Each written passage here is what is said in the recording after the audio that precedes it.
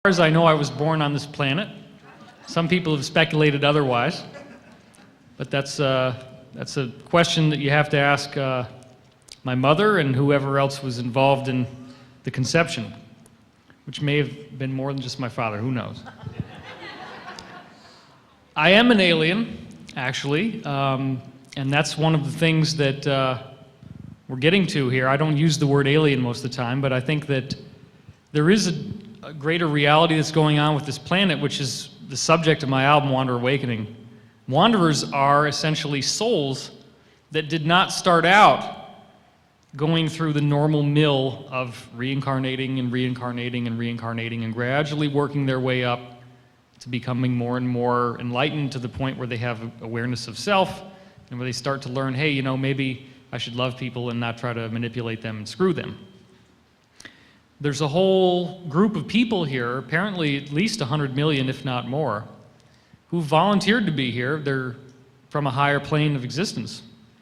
And yet they have to voluntarily enter into a human body, play the human game, go by these rules. They don't have their usual powers anymore. They can't levitate things. They can't fly. They can't read people's minds very easily.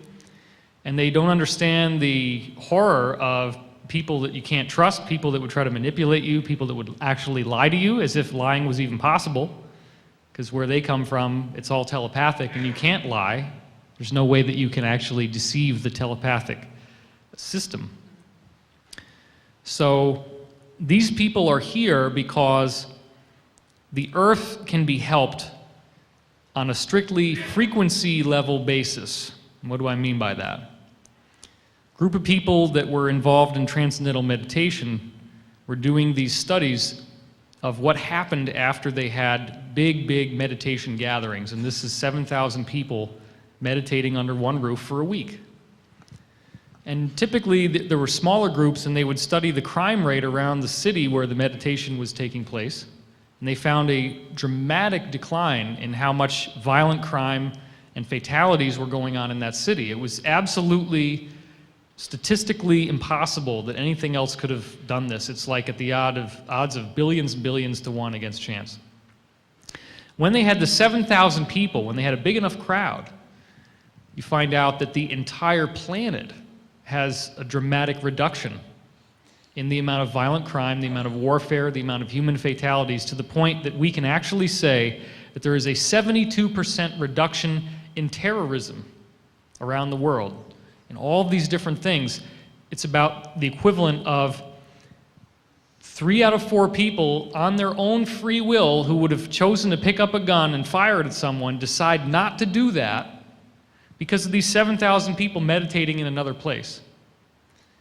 Now that seems very mystical if you are hardened into the perspective that the brain is located in the mind, or that the mind is located in the brain. But if you expand from that and you get into the idea that the mind is actually an energetic field, then what you will see is that we all share an emotional temperature. When the energy from the solar system and from the galaxy cranks up, it does literally affect the temperature of the planet, and it affects the temperature of our emotional climate.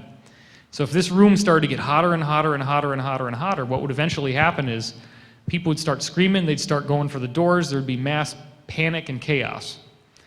If the room suddenly cooled down, then everybody would feel much more relaxed, much more peaceful, and suddenly everybody would just calm down, violence would go away. So what I'm saying to you is that there is a level to your emotional state that is dependent upon this temperature that's around you right now. And I'm not talking the temperature of the room, I'm talking a psychic or emotional body temperature, which is based on the consciousness field as the conductive medium that's bringing that emotional state to you. Now, personally, you're going to interpret it as something other than an energetic effect. You're going to try to bias it to your personal experience, and you're going to start getting pissed off at something in your life and blame it on that.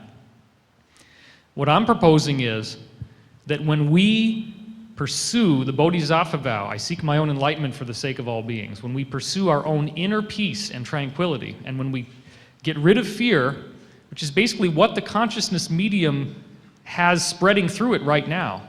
Consciousness field is the medium that fear infects and spreads through, much like if you drop ink into clear water and it starts going through everything.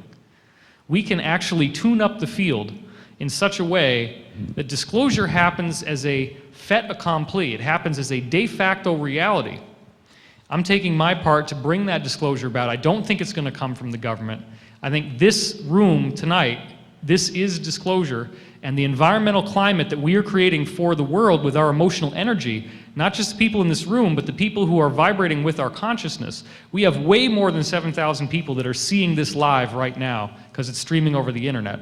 So right now, as you hear my words, we are changing the world, we are reducing terrorism, we are increasing peace, we are increasing love, and we are living the promise of the disclosure, which really means the liberation and the ascension of the human soul. Thank you.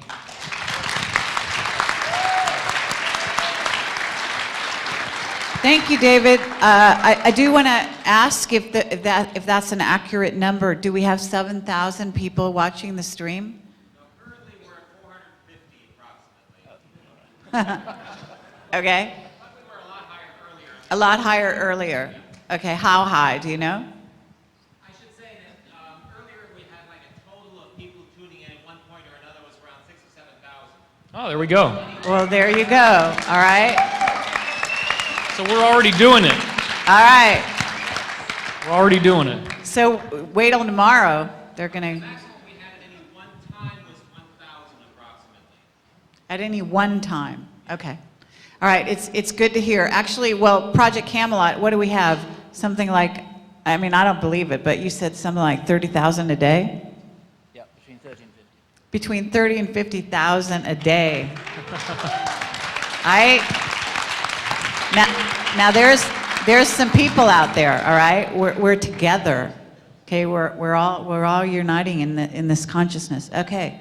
Rich Dolan, go right ahead. Great. David described himself as an alien a little while ago. I feel like I'm the alien up here because I know that my take on this is a little different than that of every other person who's spoken so far, maybe other than Bill. You haven't heard from me. No, I haven't. But I know what you will say, so here we are. And I respect that, by the way. You've got no idea what I'm going to say. All right, well, that's good. That's good. We'll just find out about that, Carrie. We'll see. I love the I think subtext I in this do conversation. know, actually. Here's what I would want to say, that if we're going to speak productively about disclosure, we have to talk about physical realities in Earth civilization that are here on the ground. And by that I'm talking about corporate realities. I just don't see this conversation moving ahead until we understand the nature of the corporate and financial implications of disclosure. Okay, so for example, once we find out that all of this is real, we're going to be this close to the energy situation, free energy. Well, that's great. In fact, that's better than great. It's fabulous. The problem is going to be that it will require a very major shift, and probably an unpleasant one, in our global financial system. We do have money that we use in this world. And the whole economic structure. Look, for the long term of the human race, it's going to be a very good thing. I just think that we would also do well to look at the immediate consequences of what will happen with the disclosure. So for example, everything that we use, the money that goes into the things that we use, most of that money is energy. It's energy costs, and then transportation costs and all of this. And so once we have free energy, the value of all the goods that we have is going to go,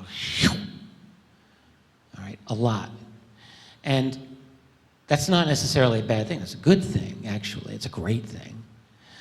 The thing, though, is that those individuals who own all the energy, that is the ultra elites at the very top of the financial heap, they, you see, are the ones who obviously don't want disclosure. And they are the ones who own all of the media, and they own all the financial institutions, and they own the universities. And